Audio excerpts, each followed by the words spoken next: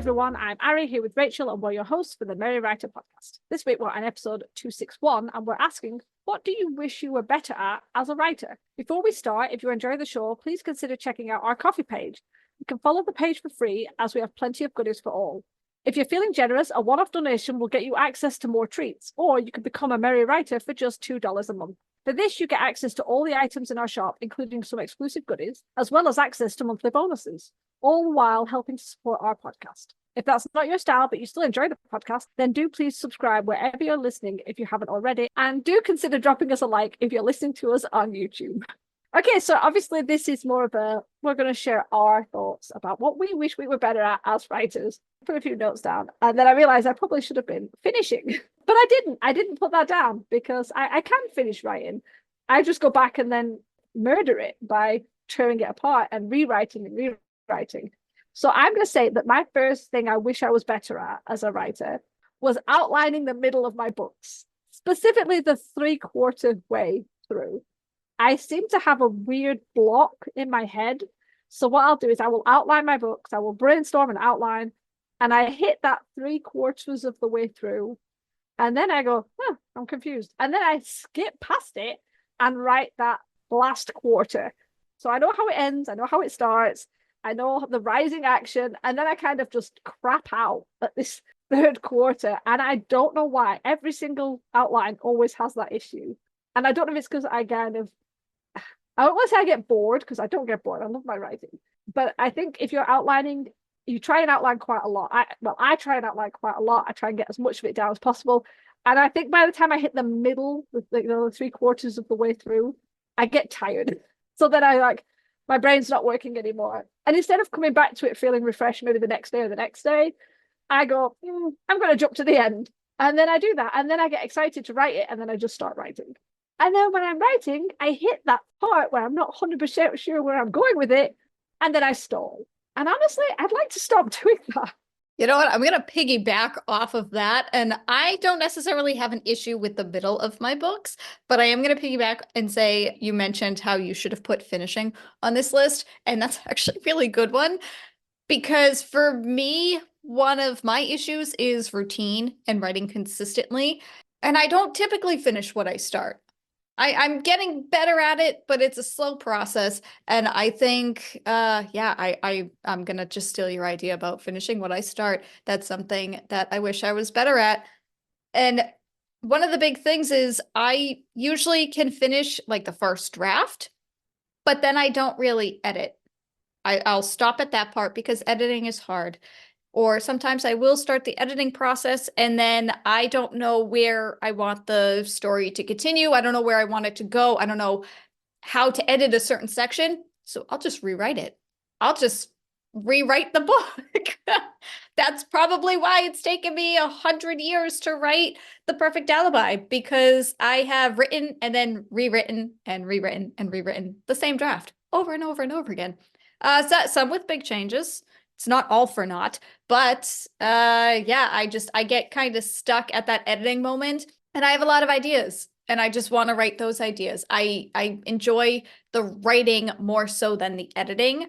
So when I get to that point, I just stop, and then my routine gets screwed up, and because I'll have a decent consistency with writing, but then when I get to that point in editing, I stop and I don't look at my writing for like months, until I decide to either rewrite that draft or I just have another idea and I start that book instead. And then I have this vicious cycle of me having a million first drafts, and that's it.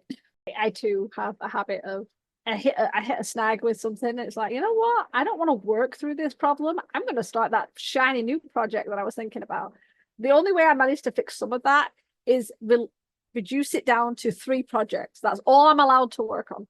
3 projects, which obviously a lot of people are going to look at that and say, oh my God, that's too many projects, put some back. You're supposed to stick to one. But honestly, my brain can't do that. I lose interest. Again, not in the writing of the story, just sometimes I don't have the energy or the motivation to actually sit down and write, even though the story is churning away. If you think of it like a car going down a road, the car is slowly losing gas and it's slowing down and slowing down. So I'm going to leave that car and I'm going to get in another car and carry on. until that starts slowing down. And then I'm going to get in another car.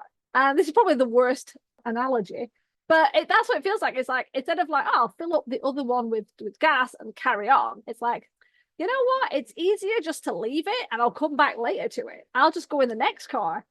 And that's what I do. And I found that 3 is just about right, because by the time the third project has started to slow down, I'm ready for the first project again.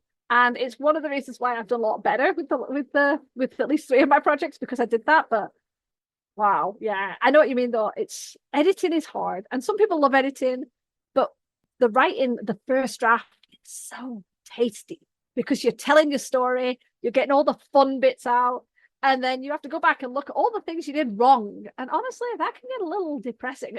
So you know what? Start another project.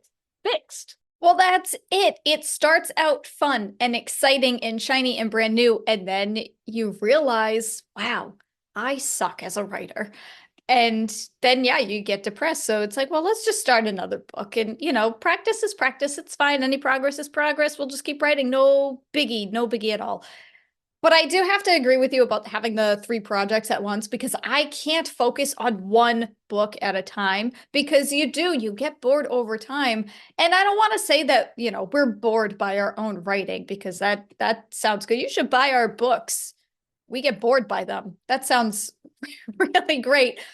But no, I think it's just we get burnt out by them, because it is such a long, grueling process that we get burnt out by them. And I tried doing 3 projects at once, and even that was too much for me. I got myself so overwhelmed that now I'm only sticking to 2 at a time. And so far, that's been manageable. Knock on wood.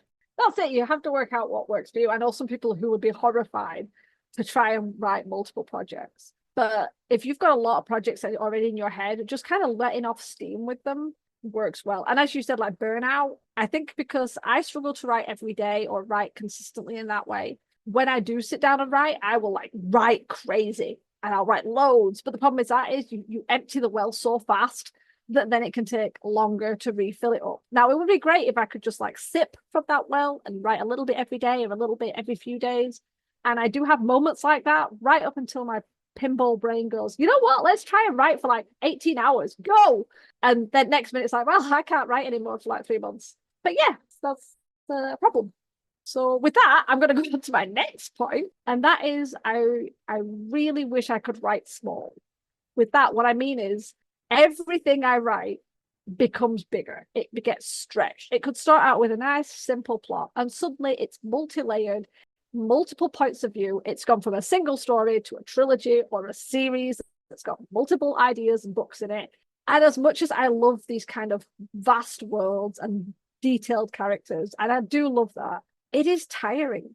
And I know it sounds so easy. It's like, well, just don't do that. I really wish I could. I really wish I could just sort of like squish down on the ideas in my brain and say, could you just stay compact, stick with one nice plot line and just stick with it? But I don't. It's just like it's throwing tendrils out all over, going, what about this and what about this? And they're all so shiny that I can't. I have 2 project ideas that are standalones, and so far I've gone through the brainstorm and I've gone through the outline, and so far they're staying as standalone books. That is unheard of with me. Even the one I thought, there was another one I thought, and that's already become a duology. And I am clinging with desperation to keep it at a duology and not let it stretch into a trilogy, because it's so much extra work. And yes, I appreciate that if you write trilogies or series, it actually is quite good for marketing, because you kind of hook people in for longer. But it's tiring as a writer. And if you struggle to finish, if you struggle to get through everything, that's even more pressure and more continuity. You've got to think of more plot lines, because you've got each individual book has an arc, then you've got obviously character arcs, then you might have an overarching arc for the whole series. I just wish I could write small. I wish I could do more short stories, but I really, really struggle. I just can't seem to keep my brain from whizzing out into the universe and going, oh my God, look at all of these stars. This is what we have to write, rather than going, could you just focus on one, please? Yeah, I would love to write small. We're ambitious. If you want to look at the silver lining of it, we are ambitious, and that's a good thing, because I do the exact same thing. While you were talking, I was looking at my book list. I have 13 series. They're all at least 2 books long. I had one idea that I had thought of a while ago, and it was just like one of those like fun projects that I figured I would work on if I ever had any spare time or I needed a break from my other projects. Like it was just going to be a for me thing. And then I had another idea and I somehow connected the two. So my original idea is now book 2. And I don't know if or when I will ever write them, but yeah, I have a whopping total of 55 book ideas across 13 series, duologies, trilogies, whatever you want to call them, whatever they are respectively. But yeah, no, I do the same thing. Even when I write short stories, I write short stories, but they always have to be a short story collection. It can't just be one short story. It's got to be one big thing all under one theme. I can't. So I get it, but we're ambitious. We're going to stay positive. We have many ideas. We're fabulous. We're perfect. There's nothing wrong with us at all. I have to say, I feel a little bit better because I've got 47 ideas, which is less than Rachel. So I feel a bit better than that because I'm not like overwhelmed. But I do have 14 series because, again, as you said, there's always that one that goes and becomes freaking duology. I thought 47 was bad. 55, damn, I am impressed. I think at one point you did have more than me, and then mine just keeps going. Because Apparitions Anonymous was supposed to just be the one standalone short story collection, but now that's going to be a duology. So that's great. Just a duology. As of now, I make no promises. Taking all bets. Taking all bets. Who thinks Rachel is going to keep it as a duology to who thinks it's going to be a multiple book series? We'll see if people actually buy it and enjoy it. Throwing in that random little marketing thing. Hey, if you want more. And it's out now, isn't it? It is. It is. The first one, working on the second one. But I think, yeah, it's, I don't know. It just doesn't stop. The brain does not stop. And that's okay. Because again, we're fabulous. So it's fine. Unless you're talking about grammar.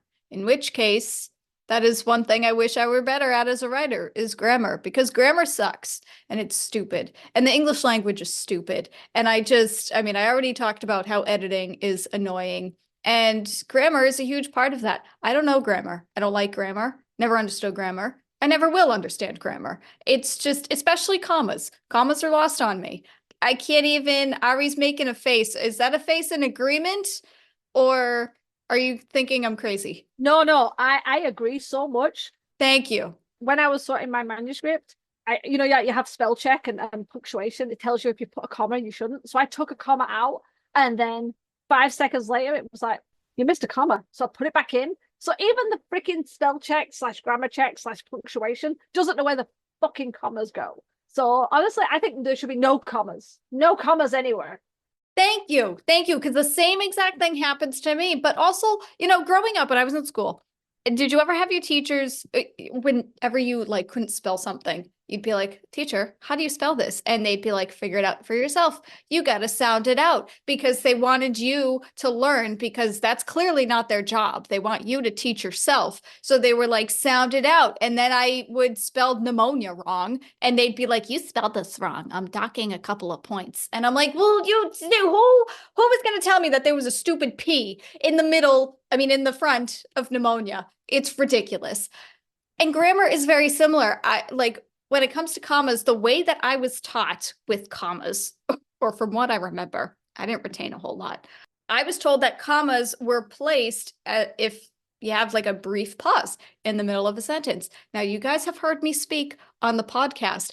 I think while I talk, I pause a lot in the middle of sentences regardless. Should there be a comma in those sentences, in a million commas in those sentences? No, probably not. But when I write, as I'm writing dialogue, especially, and I picture the tone and the emotion behind whatever my characters are saying, I'll throw in commas for those brief pauses. And then the spell checker is like, you dum-dum, comma doesn't go there. Or you need to put a semicolon.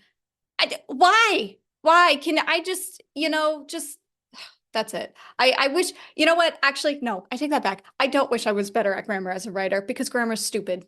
But I'm just saying, if we're talking about what we could be better as a writer, I could be better at grammar, but that's probably never going to happen. Yeah, I have to say, I still don't get semicolons. I don't get them. Every now and then I'll figure it out and put it in, but I won't fully grasp it. It's like, have you ever done it where you use a word and if someone said, what do you mean by that word? You would have no idea how to explain it, but you know in context that it's the right word. I do that so often. I am often putting things in, whether it's certain words or semicolons, and so many times it's right, but I couldn't tell you why it was right. And if I was reading somebody else's, I wouldn't have been able to spot that. It was only as I was writing it. So yeah, I mean, that's one of the reasons I do like the fact that you can get software that looks at it, and then obviously an editor can pick it up, because I would never trust myself to be correct with the grammar, especially commas. Definitely, I love my commas. They're all over. I put ellipses everywhere. I'm an older millennial. This is what we do. We love our ellipses. They go in all over the place. Me too. And I'm not taking that back. I don't care. That my novel is full of them, and I make no apologies at all for that. No, same here. And then the spell checker will be like, get rid of this. And I'm like, no, it makes sense in my head. I mean, I struggle enough that when I was learning to type, you put 2 spaces after a full stop every time. Full stop, 2 spaces, capital letter. And now that's not a thing. And I have been typing for decades. So I'm having to either unlearn it, or what I usually do is carry on regardless. And then I have to do a whole find, replace 2 spaces with 1 space. And then my whole manuscript goes, it shrinks because there's so many of them. Because yeah, it's like the Oxford comma. I hate the Oxford comma. But spell check is constantly yelling at me for it. And now I've started putting it in just to get the freaking squiggle away. But I hate it. The double spacing thing, that's what I was taught in school, is that you have to double space after every sentence. And then I think when I was in high school, they were like, if you double space after a sentence, we're going to dock points off because that's not a thing anymore. And I was like, this is what you guys taught us. You're like, I don't understand who's in charge of these rules, by the way. Why are rules of the English language still being updated? It's ridiculous. But I do have to say, I noticed that even in our podcast scripts, you will still double space. And I'm like, that's not a thing anymore. And it actually like drives me a little nuts because I'm like, she's doing it wrong.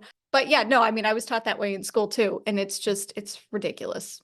Oh yeah, I will not follow the trend. The thing is, it's one of those things where if you're typing and you're learning to type fast, it's like where the fingers go on the keyboards. Imagine they changed the QWERTY keyboard and changed it to alphabetical. You would be screwed. I know that because my freaking label maker is in alphabetical order, and I am forever taking ages trying to find the letter I need to type out the label.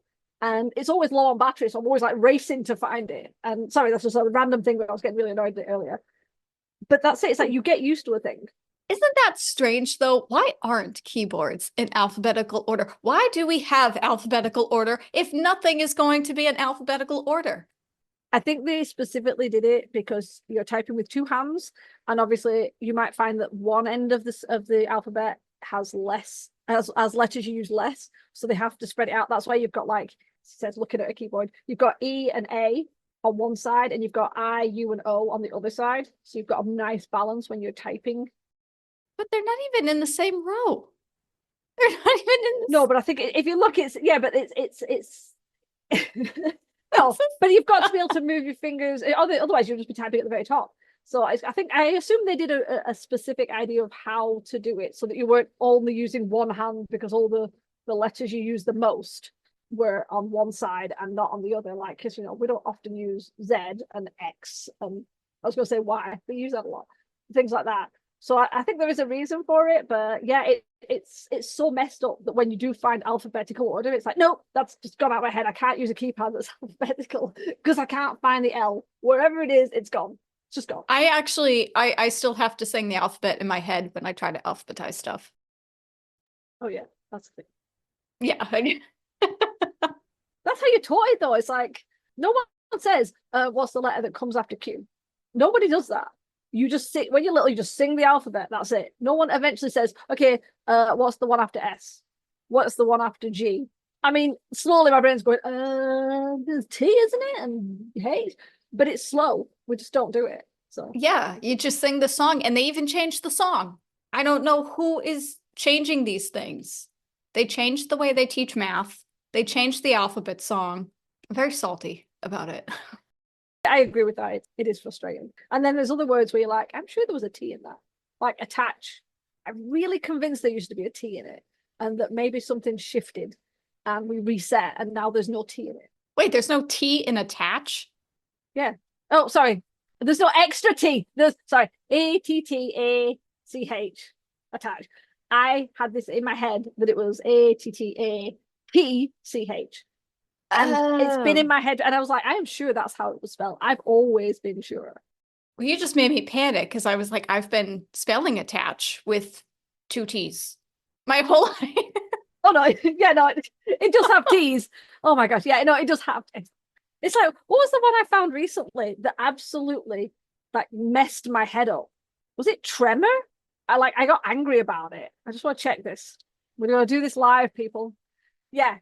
If you're from the UK, right, you should know that we have U's everywhere.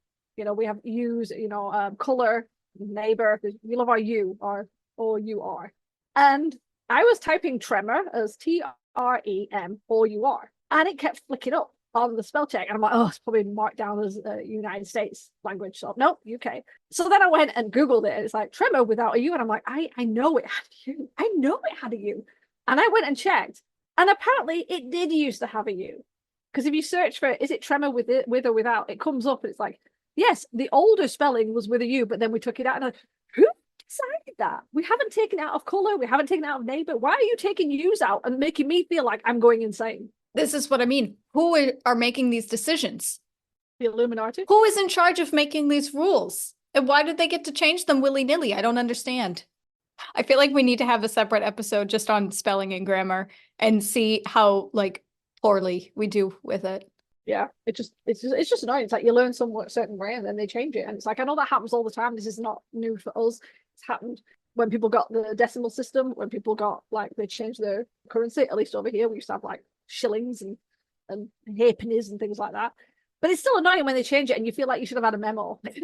There should have been a galactic email that went around everyone and said, just so you know, these are the things we've changed.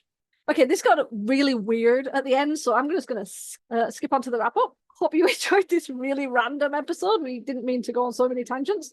Before we leave, obviously, if you want to learn more about us, the podcast, or opportunities to be a guest on the show, I swear we are better when we have guests. Don't forget to check out our website at themerrywriterpodcast.podbeanger.com. We'll now turn it over to you guys. What do you wish you were better at as a writer? Let us know your answers in the comments so we can chat about it. Remember, we release new episodes every Wednesday. Next week, it's a special episode because it's our 5th anniversary of running this podcast. I know, who knew? 5 years. We never, ever thought that. Hopefully, we will have something interesting or special arranged for that. We don't have it yet, but I'm sure we will. To ensure you don't miss whatever that will be, hit the subscribe button on your way out. And as always, thanks for listening to the Merry Writer Podcast. We'll see you next week. This podcast is brought to you by Scraps of Paper. We have notes everywhere. The music titled Inspired is by Kevin MacLeod, Licensed under Creative Commons 4.0.